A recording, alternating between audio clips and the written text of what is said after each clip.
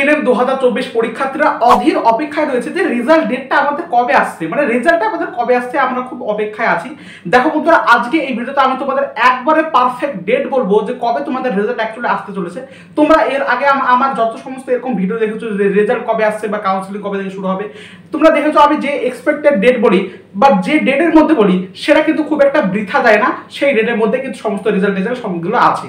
তো আমি আজকে এই ভিডিওতে আলোচনা করবো তোমাদের রেজাল্ট কবে আসছে, কোন ডেটে, সে সম্পর্কে। প্লাস আমি আলোচনা করবো তোমাদের র্যাঙ্কে তোমরা কিভাবে তোমাদের কলেজগুলোকে সাজাতে পারবে বা কোন কোন কলেজগুলো তোমার হবে কি করে বুঝবে সে সম্পর্কে আমরা এখন বলে দেবো, যার ফলে তুমি একটু চেক আপ করে নিতে পারো যে তোমার কোন কোন কলেজগুলো আসছে এবং এই কলেজ সম্পর্কে তোমরা একটা রিসার্চ করে নিতে পারো।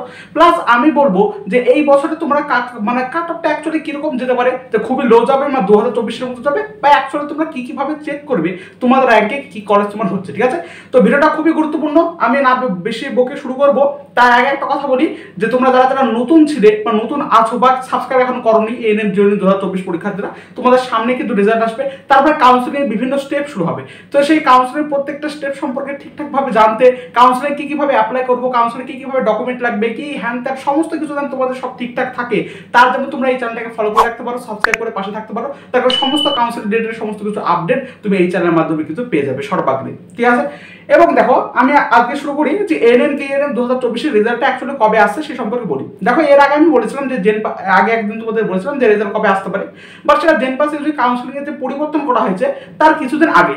বাট এই জেনপাস ইউজি 2024-এর কাউন্সিলিং পরিবর্তন করার জন্য কিন্তু তোমাদের রেজাল্টের একটু ডিলে হতে পারে। কত তারিখ হতে পারে আমি সেটা বলছি। দেখো তোমরা জানো, তোমাদের এর আগেও বলেছি যে তোমাদের এই এএনএম জেএনএম এর রেজাল্ট এবং তোমার পরীক্ষা যেদিন হয় সেই দিন থেকে রেজাল্ট পর্যন্ত মোটামুটি হলেও ম্যাক্সিমাম ধরো 50-55 দিন মতো কিন্তু গ্যাপ থাকে। তোমাদের অলরেডি 30-40 দিন মতো তোমাদের হয়ে গেছে গ্যাপ।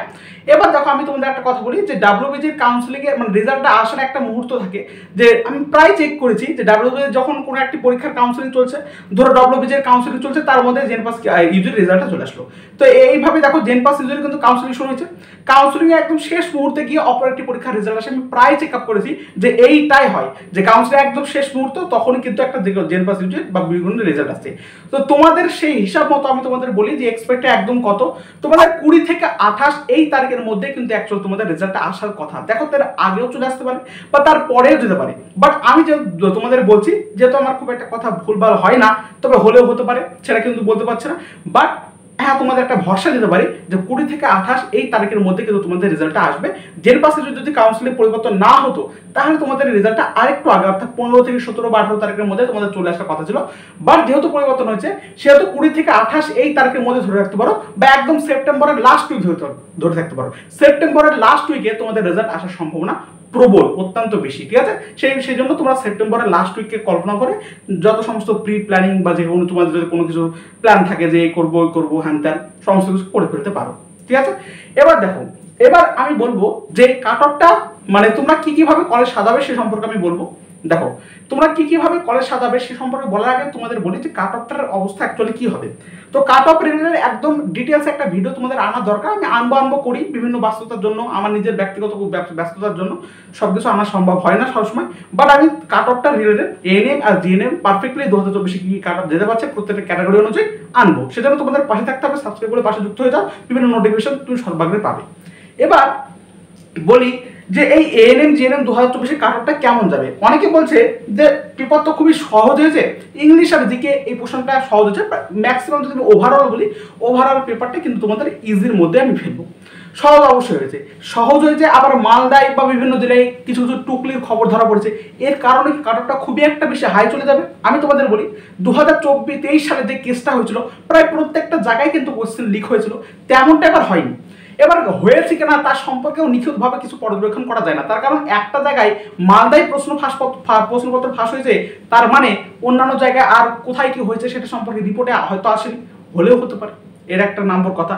দ্বিতীয়ত আমি তোমাদের বলি যে অনেকে কিন্তু ম্যাক্সিমাম জনাই কিন্তু ক্যাটাগরি 2 এর যে মাল্টিপল চয়েস যে কারেক্ট অপশন হয় সেটাকে কিন্তু কেউ লক্ষ্য করেনি, দেখেনি। এর ফলে তারা কিন্তু বেশিরভাগ সিঙ্গেল কারেক্ট করেছে, সেখানে অনেকের কিন্তু নাম্বারের হেরফের হবে। এবং মডেল অ্যান্সার কি যেটা বেড়েছিল সেখানে প্রচুর অসঙ্গতি দেখা গেছে অনেক প্রশ্নে, সেখানেও কিন্তু অনেকের নাম্বারে কিন্তু হেরফের হবে। ওভারঅল মিলে বলি যে 2024-এর যে হিউজ পরিমাণ কাট অফটা গিয়েছিল সেই পরিমাণ কাট অফটা তোমাদের যাবে না, এবং খুব লো কাট অফ কিন্তু যাবে না, অত্যন্ত লো কাট অফ যাবে না। তোমরা অ্যাকচুয়ালি সেফ ধরতে পারো 2024 কাট অফটাকে তোমরা সেফ কাট অফ ধরতে পারো। 2024 cut off sorry 2023 cut off sorry 2023 cut off গুলোকে দেখেই তুমি তোমাদের কলেজগুলোর লিস্টগুলো সাজাতে পারো। তার কারণ সেফ মানে 2024 যে হাই কাট অফটা গিয়েছিল অতটা হাই যাবে না, বাট ওর ধারে কাছে যাওয়ার চেষ্টা করবে, খুবই লো যাবে না, ওর ধারে কাছে যাওয়ার চেষ্টা করবে কাট অফটা। তো সেই মতো আমি বলছি তোমাদের কি করে তোমরা চেক করতে হবে। তোমরা দেখো, তোমরা এএনএম জেএনএম 2024 বলে অফিসিয়াল ওয়েবসাইটে চলে যাও, প্রথমে গুগল বা ক্রোমে ট্যাপ করে। তো সেখানে দেখতে পাবে যে ওই অফিসিয়াল ওয়েবের উপরে দেখবা থ্রি ডট তো না, তিনটে প্লেন আছে, তিনটে রেখা আছে। সেই তিনটে রেখা যদি ক্লিক করো তাহলে দেখবে নিচে লেখা আছে ই সার্ভিস বলে, ওখানে যদি ক্লিক করো তাহলে দেখবা 2023 কোনটি ওআর শেয়ার বলে একটা জিনিস, 2023 ওআর শেয়ার মানে ওপেনিং র্যাঙ্ক আর ক্লোজিং র্যাঙ্ক বলে একটা জিনিস আছে। ওইখানে তোমরা যদি ট্যাপ করো তাহলে তোমরা দেখতে পাবা প্রত্যেকটা কলেজের প্রত্যেকটা ক্যাটাগরি অনুযায়ী প্রত্যেকটা সব কিছু ডিটেলস তোমাদের বেরিয়ে যাবে, যে কত ওপেন গিয়েছিল, ওপেনে মানে কত থেকে শুরু হয়েছিল এবং কত পর্যন্ত ক্লোজ গিয়েছিল 2023-এ।